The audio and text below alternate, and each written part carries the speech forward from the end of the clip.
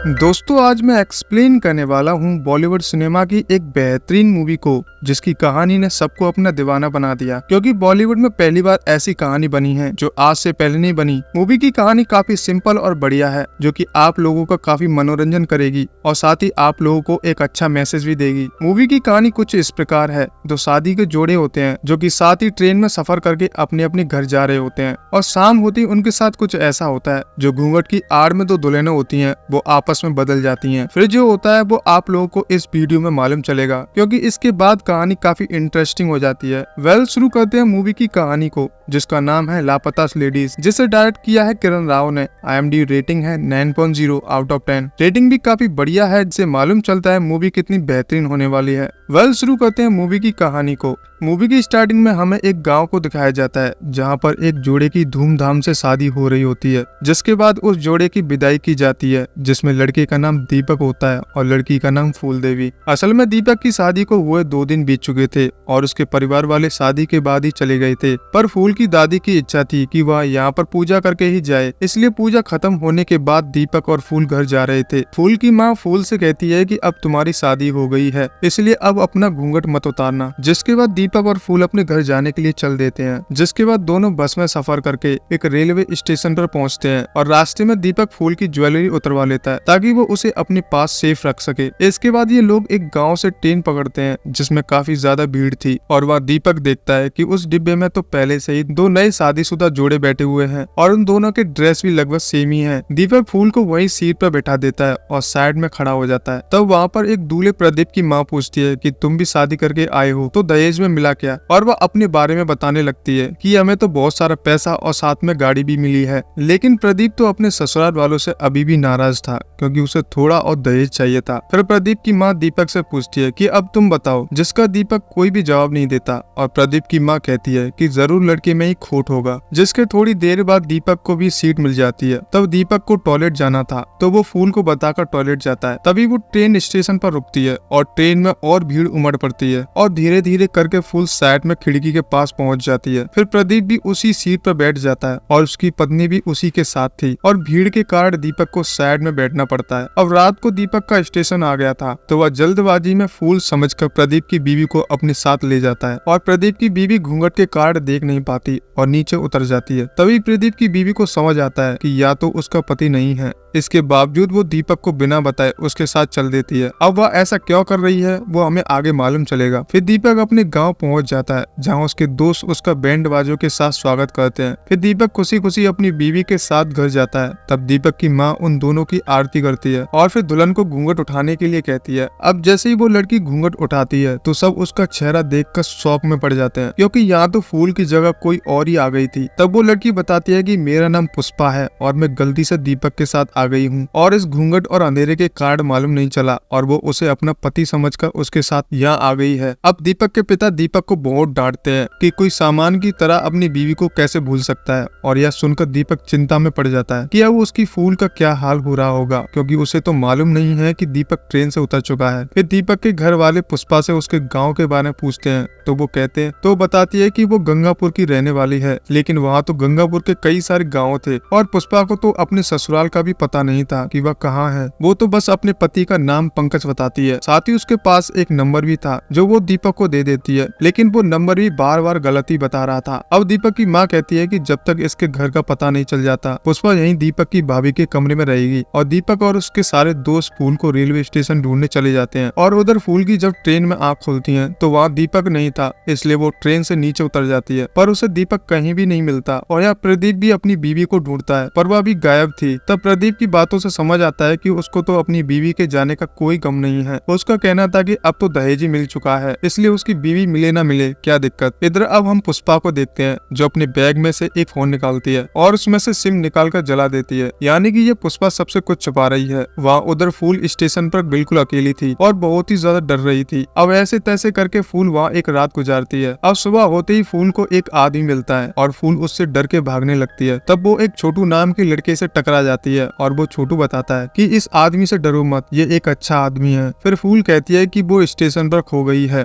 और छोटू उसे station master के पास लेकर जाता है। वह स्टेशन मास्टर उससे उसके ससुराल के गांव का नाम पूछता है पर फूल को तो मालूम ही नहीं था। फिर वो उससे उसके पति का नाम पूछता है और फूल नाम लेने से मना करती है कि पति का नाम नहीं लेते, इसलिए वो अपनी मेहंदी दिखा देती है, जिसमें मास्टर को मालूम चलता है कि पति का नाम दीपक है। फिर फूल कहती है कि उस गाँव का नाम भी किसी फूल से था और यहाँ इन्हें कुछ भी समझ नहीं आता कि ये किस गाँव की बात कर रही है। फिर स्टेशन मास्टर उसे पुलिस के पास जाने के लिए कहता है और फूल मना कर देती है कि वहाँ जाने से डर लगता है, जिसके बाद छोटू उसे एक दादी के पास लेकर जाता है कि अब तो तुम्हारी मदद वो ही कर सकती है, जो कि वहाँ स्टेशन पर चाय समोसा की स्टॉल चलाती है। अब दादी फूल की कहानी सुनती है और कहती है कि जरूर तेरा पति तुझे छोड़कर भाग गया होगा, क्योंकि उसने स्वागत मना ली और गहने भी ले लिए, इसलिए उसने अब तुझे छोड़ दिया। पर फूल कहती है कि नहीं, वो ऐसे नहीं है, वो कहीं ना कहीं मुझे ढूंढ रहे होंगे, मुझे उन पर विश्वास है। जिस पर दादी फूल की मदद करने के लिए मान जाती है और वह फूल को उस स्टॉल पर तब तक काम करने के लिए कहती है जब तक वो अपने घर नहीं लौट जाती। इधर अब फूल का पता लगाने के लिए दीपक अपने दोस्तों के साथ पुलिस के पास जाता है और वह इंस्पेक्टर श्याम को सब कुछ बताने लगता है। तब श्याम को तो लगता है कि वो लड़की सारी ज्वेलरी लेकर खुद ही भाग गई होगी, पर दीपक कहता है कि नहीं, गहने तो मेरे पास ही हैं। फिर श्याम पूछता है कि वो जो लड़की तुम्हारे साथ आई है उस पर गहने हैं क्या? तो दीपक कहता है कि हाँ, उसके पास तो अच्छी खासी ज्वेलरी है,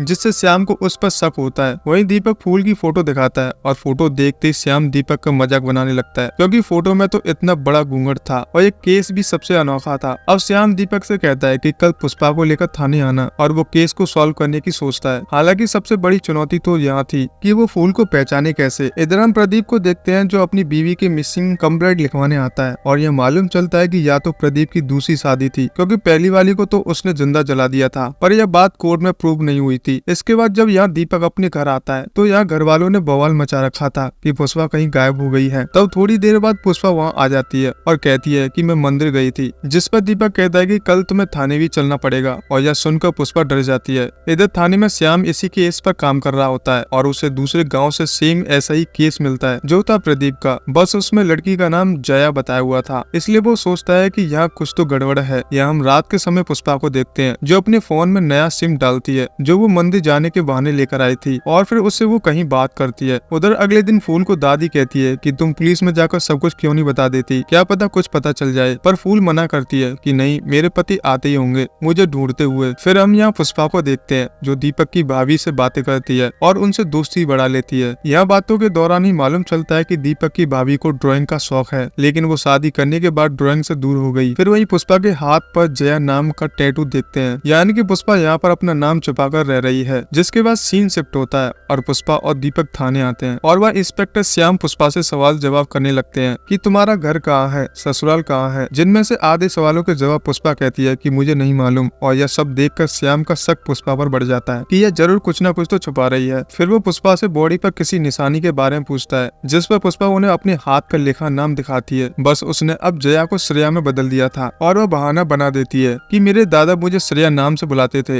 इसलिए यह नाम लिखवाया है। तब श्याम उसकी फोटो लेने को बोलता है, पर पुष्पा मना कर देती है कि हमारे घर की औरतें ऐसे फोटो नहीं खिंचवाती। जिसके बाद श्याम उसे जाने के लिए कह देता है, लेकिन तभी वो पीछे से आवाज मारता है जया, और पुष्पा मुड़ जाती है, जिससे श्याम को पूरा यकीन हो जाता है कि पुष्पा कुछ छुपा रही है। उधर हम दादी को फूल के साथ देखते हैं जहाँ वो अपने बारे में सच बताती है कि मेरे पति और बेटे को मैंने घर से निकाल दिया क्योंकि वह दारू पीकर मुझे ही मारते थे, इसलिए वह अब अकेली रहती है। अब अगले दिन फूल दादी के स्टॉल पर कलाकंद मिठाई बनाती है, जो कि लोगों को खूब पसंद भी आती है और पूरी मिठाई बिक जाती है। ऐसे ही करते करते कुछ दिन बीत जाते हैं और हम देखते हैं कि अब श्याम पुष्पा का पीछा करने लगा है कि वह कहाँ जाती है, किससे बात करती है, और उसे मालूम चलता है कि पुष्पा ने पहले अपने कुछ गहने बेचे, फिर उसने 5,000 रुपए कहीं ट्रांसफर कर दिए। अगले दिन हम पुष्पा को खेत में देखते हैं जहाँ पर दीपक का दोस्त मनोहर आता है और यह बातों के दौरान मालूम चलता है कि पुष्पा पढ़ी लिखी लड़की है। तो वहाँ दीपक के पिता आकर मनोहर से कहते हैं कि कीटनाशक छिड़कना होगा वरना ये कीड़े फसल खराब कर देंगे, जिस पर पुष्पा कहती है कि इससे तो फसल के पोषक तत्व भी खराब हो जाएंगे, इसलिए वो एक आसान सा सॉल्यूशन बताती है जिसमें फसल कीड़ों से बच जाएगी। और हमें समझ आता है कि पुष्पा एग्रीकल्चर के बारे में काफी कुछ जानती है।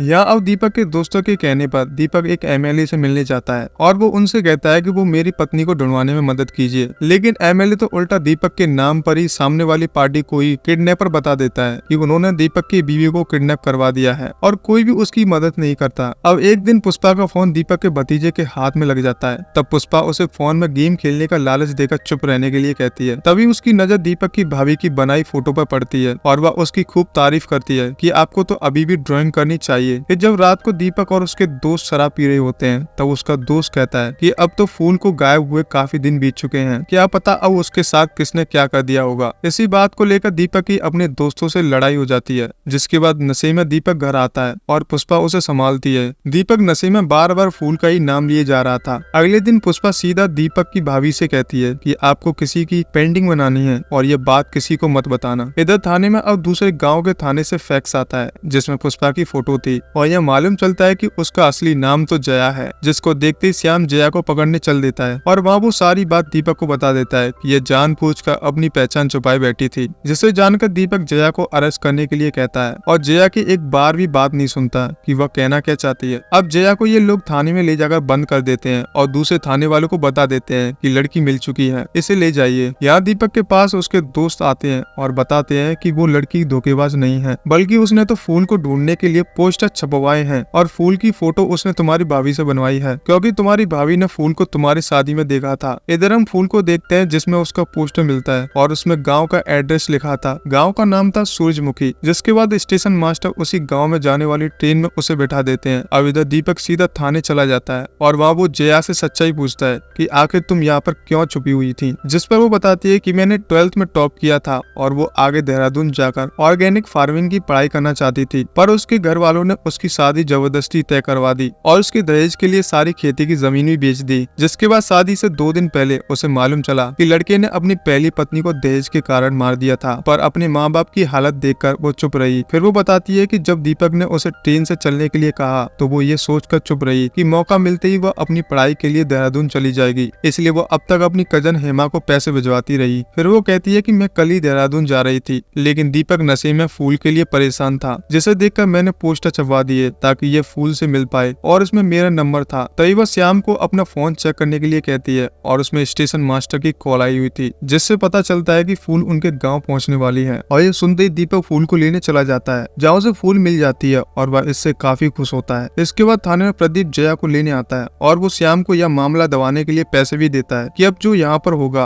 उसमें तुम कुछ नहीं बोलोगे। फिर जैसे ही वहाँ जया आती है, प्रदीप उसे चांटा लगा देता है और कहता है कि चल अब तुझे घर पे बताता हूँ। उसी समय श्याम प्रदीप को रोकता है और कहता है कि मेरा काम था जया को ढूंढना, पर अब जया की मर्जी है कि वो तेरे साथ जाना चाहती है या नहीं, जिस पर जया मना कर देती है और श्याम प्रदीप को वार्निंग देकर भेज देता है कि आज की बात से इसे तुम बिल्कुल ही परेशान मत करना, नहीं तो तुझे ढूंढ के मारूंगा। फिर श्याम जया को उसकी बाकी की ज्वेलरी दे देता है जो उसने अपने पास जब्त कर ली थी कि जाकर देहरादून में मन लगाकर पढ़ाई करना। जिसके बाद सीन शिफ्ट होता है और जया देहरादून के लिए जा रही थी। तब दीपक का दोस्त मनोहर दीपक के जरिए जया से अपने दिल की बात कहता है कि मुझे चिट्ठी लिखते रहना, क्योंकि उसे जया पसंद थी। और इसी के साथ यहाँ पर मूवी समाप्त होती है। तो दोस्तों कैसी लगी आज की कहानी? मैं उम्मीद करता हूँ आप लोगों को ये कहानी काफी पसंद आई होगी और इसी तरह की और भी मूवीज देखना और पाना चाहते हैं तो प्लीज हमारे चैनल को जरूर सब्सक्राइब कीजिएगा। तो फिर मिलते हैं दोस्तों एक और बेहतरीन मूवी के साथ। तब तक के लिए आप खुश रहें, मस्त रहें। जय हिंद दोस्तों।